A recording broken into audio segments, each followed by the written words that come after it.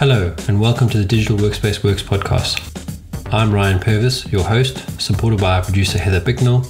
In this series, you'll hear stories and opinions from experts in the field, stories from the front lines, the problems they face and how they solved them, the areas they focused on from technology, people and processes, to the approaches they took that will help you to get to the grips with the digital workspace inner workings.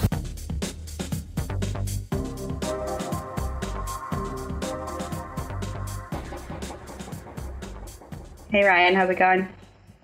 Frustrating. So I am still struggling with my camera. There we go, got it working slightly. And now I can't get my microphone to work. So I've built a new laptop using Kubuntu, which I've managed to get Teams onto. Mm-hmm. Once I can solve OneDrive, which is not essential, but I just like to synchronize things locally, and find a good email client, I think I will start switching over. Yeah. So it's nice. Everything's quick. Only thing I lose is my fingerprint recognition. So you can't log in with your fingerprint. You have to password. You can see the camera's frozen again. Yep. Yeah, it'll be interesting to try this with the Linux. Well, it makes a difference. Teams only recently, I don't know how long ago, but it is definitely recent, has issued a Linux client. And that's like, if I look at my essentials, I need Teams, a laptop. I'm going to try LibreOffice for everything else. I mean, worst case to worst, I'll just work off my iPad. But I'm definitely feeling that the Kubuntu distribution is a lot more stable than Windows 10. Mm-hmm. So what's the main, what are you giving up with that move? Is it mostly just, software and hardware compatibility is, less than Windows? Yeah, I mean, that's the biggest issue at the moment. So my frustration is, one, I think the performance of Windows 10 is definitely slower and slower daily. I noticed things like when I try to open my calendar in Outlook, it takes a good couple of seconds, if not a minute, to load the calendar. As I said, I've had these hardware issues. So what I've noticed in comparison is that the Linux version boots a lot quicker, maybe because it's a new machine.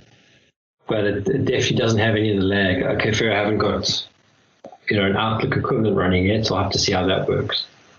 But it's about the apps. What apps do you need that's Windows only?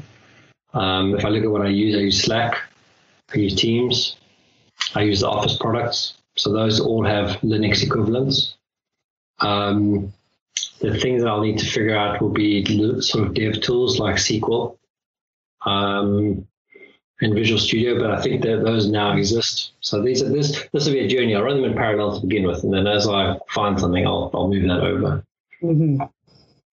But my next step if this doesn't work is to go to an Apple laptop, some sort of Apple. Mm-hmm. But I think my journey with Windows 10, unless I'm forced to use it, I think it's at the end. Mm. So yeah, you heard it first, yeah. Yeah, a lot of struggles. Yeah, I haven't read it yet, but there was one of those IT news sites, I don't remember, but an article about how IT admins want the updates to go down to one a year. I don't know if you've ever had, what your feeling is about the sort of Windows as a service, evergreen IT, frequent patching, if that's ever caused you headaches from IT. Yeah. It does. And last year was a lot better. This year's gotten worse, much worse. Mm-hmm. I think it's there's too much variety of hardware to be supported for Windows to be rolled out as quickly as they want it to be. Mm-hmm. And I think the only route this is going to work, and that's maybe why WVD is so top of mind for everyone, is that is a controlled environment where you can roll it out, weekly, monthly, whatever, because it's known entities. And I would agree. I mean, I think if you've got a real estate of a couple hundred to a couple thousand laptops or physical workstations, you don't want to keep patching these things with major updates as regularly as Microsoft's pushed them out at the moment, because it creates a lot of overhead and for very little value. I mean, the stupidity of this 2004 release, it didn't work with any drive that was encrypted. So the minute you had a BitLocker or whatever thing on top of it, you had to basically decrypt the drive to run the install. Mm-hmm. You know, what's the point? Yeah. Might as well format the device.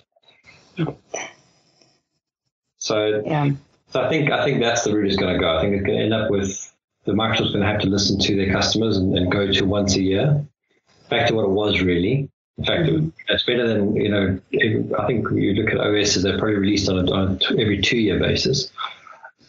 And then WVD will become your rapid iteration environment. Yeah, we'll see. Yeah, it's come up a few times. I mean, there's another podcast I listen to, Windows Weekly, and they sort of make the same sort of rumblings that there's definitely a lot of pain being experienced, and it seems like the only solution is WVD for this. It's interesting. Yeah, and I'm not saying critical updates shouldn't happen, and I'm not saying, you know, security patches, yeah. But I am saying functionality changes like they're doing them right now. It's not. I mean, I lost a whole week last week because I'm still nursing this laptop through the week. But if I try and do a face-to-face call with anybody, it's what you see now, a frozen face. It's frustrating. Yeah, definitely. Especially in when your remote workspace is your whole workspace. So, you know, the only face-to-face you're going to get with anybody is through your laptop camera. So yeah, and I know I'm bitching about it, but you know, when you set up your whole workspace to be driven from the single laptop, and the laptop is your single failure point because it's running Windows, and Windows has gone less and less stable, it does frustrate you because now you've got to you don't really know move your works. It's like moving your desk. You know, it's full of stuff. All the drawers are full of stuff, and you know, going to a new desk means you got to clean out all those drawers. Which is a good exercise. You should do more often, but you don't want it's an ominous. It's like, that's so much effort, so much work. I've got enough to do in my life, let alone do that as well. So, and that's where I am now. So that's why I've installed this new laptop. I'm slowly moving stuff across that needs to be moved across, and that's why I'm relying a little bit on OneDrive, because I'm putting it all into OneDrive and then hoping it synchronizes across. And then it's not as big a deal. I mean, the beauty of some of the setups, I rely quite heavily on LastPass for my password management. And it sets me up quite easily over everything else. But it's still a hack to do it. Yeah. So the other thing I wanted to talk to you about was the book I just finished reading called Masters of Doom. Masters of Doom? Masters of Doom. You know, remember the game Doom? Yes. I don't know much about it, but yeah. Yeah, it's definitely a generational thing. So when I was growing up, so this would have been in the 80s and 90s, Doom was the big thing. And I really got into gaming to an extent when Quake 3 came out. I mean, I played Doom and I played Wolfenstein and I played Duke Nukem when they came out, in South Africa, which was a little bit behind everywhere else in the world. But these were, you needed to have a 486 processor with a graphics card to play Quake. And, back in the day when all that stuff was, very resource intensive, I mean, you could probably run most of these games on a Raspberry Pi now. But it was quite fascinating to read how these guys started off. I mean, they really developed, it was two Johns, John Carmack and John Romero. They really built these games when there was nothing around, like there was no graphics engines. They were using 16-bit color, and then they moved to 256 colors, and now we're in millions and millions of colors. But how they figured out shading and light, point of view lights, and I was thinking how that led up into virtual reality and augmented reality, because that's this is the precursor. Games have been the precursor that have almost been like the Formula One is for motor cars. Games lead the way in generating compute so that you can do things, and that feeds back into normal work compute. I mean, you buy a big gaming machine so that you can play games, but it benefits you also because you can write code and you can work effectively with your knowledge worker stuff. Mm-hmm. Yeah, so it's just a story of what it took for them to build the game. So it's not just like so they. I mean, this follows them over probably a 20-year journey. So how did they start off being? What they were like as kids. So John Carmack is a very I would always say he's a Steve Wozniak type character, very techie, very, very open source, share everything, that kind of person. And then Romero, I wouldn't just say he's a Steve Jobs like, because he's a bit more mental than that. But he's the visionary. He's the perfect yin and yang to each other, in the sense that Carmichael can deliver these things technically, and Romero can keep changing the game and pushing him to test his or drive better technical solutions. And then basically go from Doom, how they were a bunch of kids in a house, and they were basically ate a lot of pizza, drank a lot of Diet Coke, and worked all hours to deliver this stuff. And how they sort of navigated making, moving across the US from one city to another to establish themselves by partnering. So they end up with using shareware to deliver the product. I mean, this was, in those days, it was still about, using floppy disks and mailing them out using Ziploc bags and that sort of stuff, to then releasing Doom via a university labs connection to the world, so you could download Doom. And then how they basically split off from each other because they had different visions. Romero wanted to be build an empire, and Carmack wanted to build better games, but keep it tight and share the technology and all that kind of stuff, and how they basically went their different ways, and then came back together. And it just tells you all the politics and all the rest of it. But what I find interesting from my point of view is you had sort of these two schools of thought, where one was keep the team small and structured to deliver on a vision, and you had another one where they're just throwing resources and money with no vision and just expecting magic to happen. And the sort of delays, and there's these big events where they rock up and Carmack's engine with his game looks great, and Romero, because they've split off now, is trying to show his thing, that he's hyped up and he's thrown millions of, in the sense of 80, 90 people working on all that kind of stuff. And there's nothing, it's like this anticlimactic demo that hardly works. And it's how they, it's just, the story is really well told.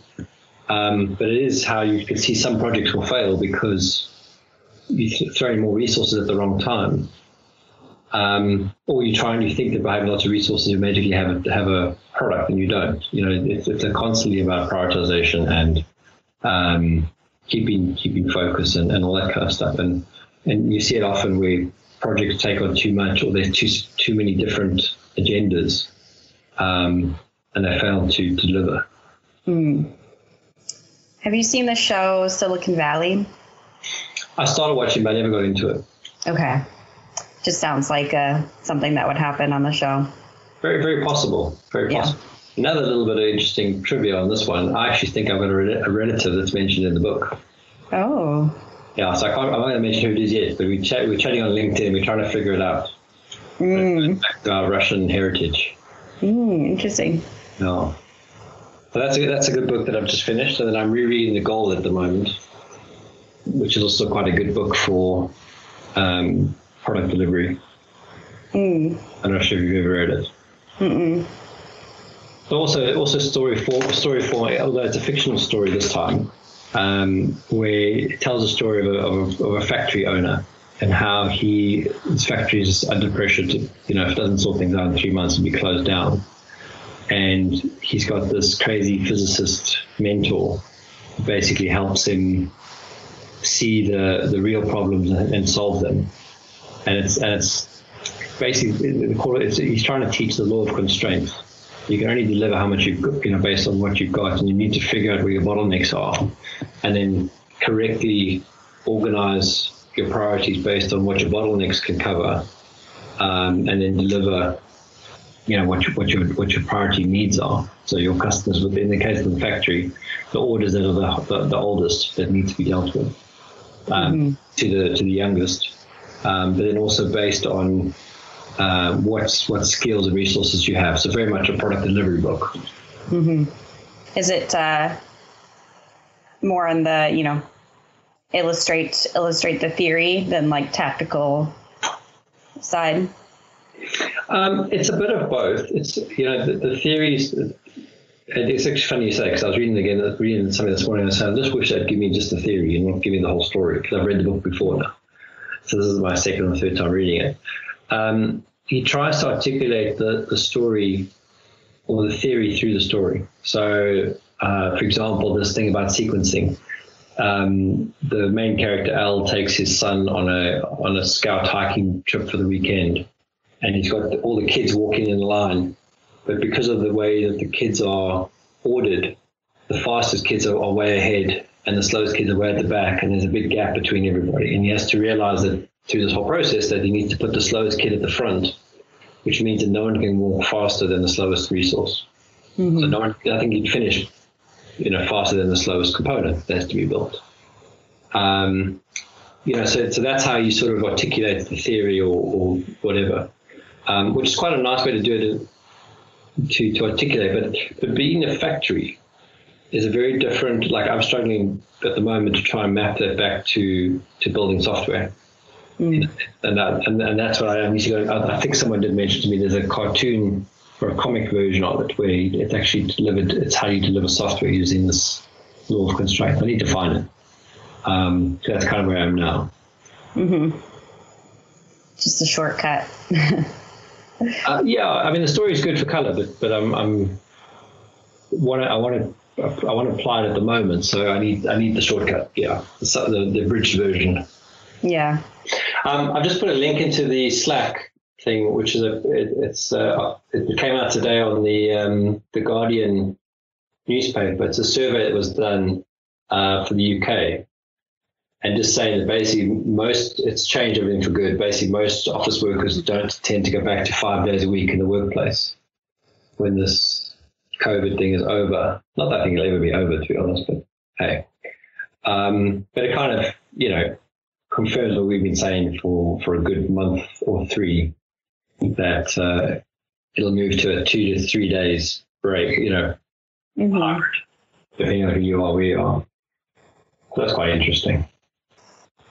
And I think it points out the generational differences. Young employees will see it differently to older employees because the younger ones are still trying to build their relationships and have more ambition.